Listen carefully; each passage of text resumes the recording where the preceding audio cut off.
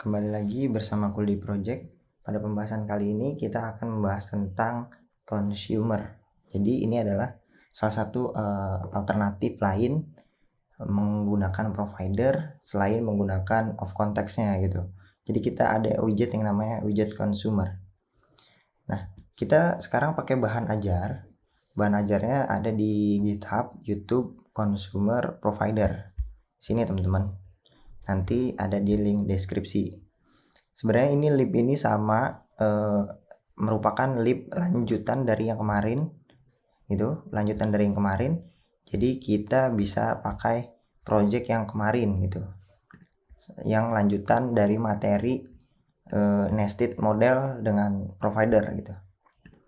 Nah, sekarang kita coba analisis lagi. Kita jalanin dulu deh, dia jalanin di simulator ya. Kita run without debug. Oke. Nah ini nih. Jadi ini kan akan menghasilkan seperti ini. Dia sudah menggunakan ini ya per item ya. Nah coba kita cek dulu di produk item.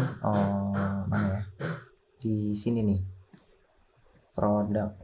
Nah produk item. Oke, nah ini. Jadi kita kan sudah punya produk item, kelas produk item itu yang satuan seperti ini ya. Nah ini kita udah siapin dia dengan notifier providernya, sudah kita siapin nih. Ini bahannya apa, providernya.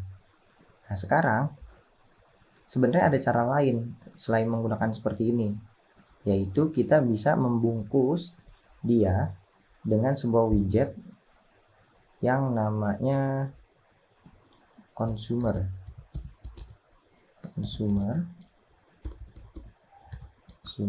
Nah ini consumer.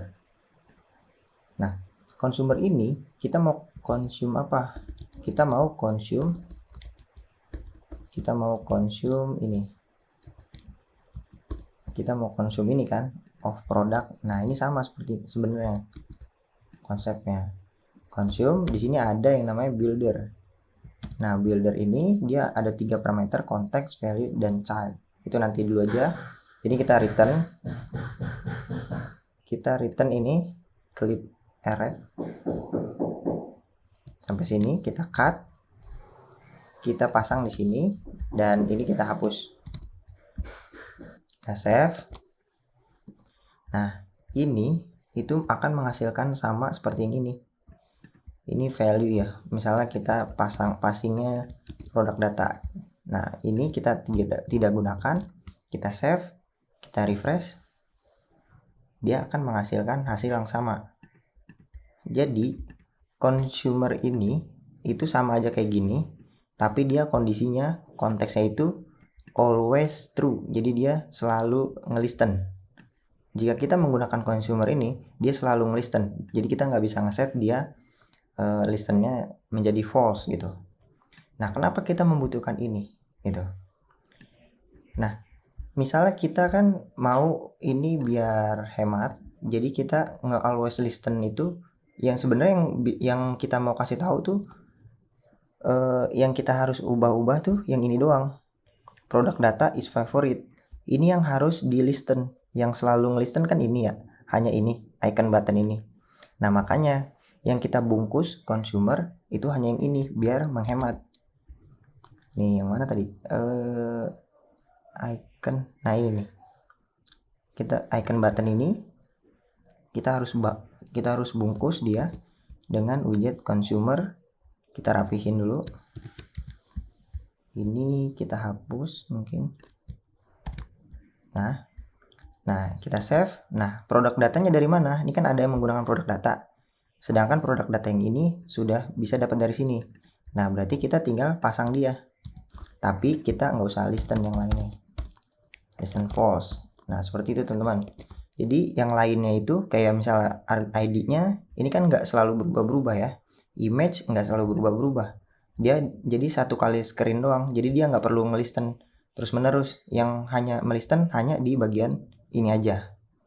Nah ini kita bisa pasang hanya di bagian ini. Coba kita save. Nah, seperti ini. Masih bisa kan? Nah, itu gitu. Jadi ini adalah alternatif menggunakan consumer, di mana consumer itu mengkhususkan widget-widget apa yang memang dia selalu melisten terjadi sebuah perubahan. Yang selalu berubah-berubah itu yang ini kan, icon button yang ini. Sedangkan yang ini enggak. Gitu. Nah, ini makanya kalau kita perlu data dari provider, kita pasang aja listennya false. Ini tidak membuang memori lebih banyak gitu.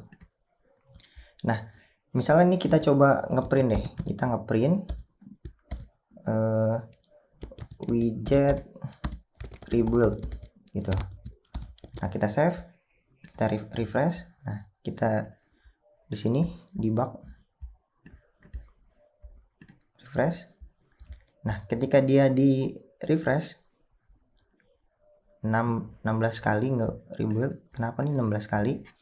Coba kita cek. Ini ketika ini diklik, nah itu enggak nge-rebuild. Nih, ketika ini ada terjadi perubahan di screen yang ini, di semua screen ini, oh dia kalau misalnya, karena ini kita menggunakan ini ya, grid view ya. Ini kita menggunakan grid view builder. Konsepnya sama seperti list view builder, di mana yang di render itu yang terlihat di screen. Ketika kita ubah ke sini, dia akan menambah lagi, nge-build, nge-render lagi. Kayak gitu teman-teman. Itu konsep menggunakan enum.builder. Sama mau grid view, mau list view, itu dia akan merender yang hanya ditampil screen aja. Jadi pas dia digeser, dia akan nge-render ulang di bagian yang screen yang ini, yang hanya tampil gitu. Coba kita refresh. Nih, di sini kita cek di sini widget rebuild apa enggak, klik. Nah, ini enggak. Beda halnya kalau misalnya kita listennya menjadi true. Kalau dia listen menjadi true dan kita tidak menggunakan ini consumer, ini kita hapus, kita rapikan di sini. Ini kita tidak menggunakan consumer ya. Kita save. Nah, setelah kita save, ini ketika dia diklik, ini nge-rebuild. Pas dia dilepas, dia nge-rebuild lagi. Jadi screen ini bakalan makan banyak memori gitu. Nah, makanya biar tidak nge-rebuild berkali-kali, padahal yang terjadi perubahan yang nge-listen hanya yang ini, di icon ini. Makanya kita menggunakan yang namanya consumer. Yang consumer yang hanya di bagian ini aja.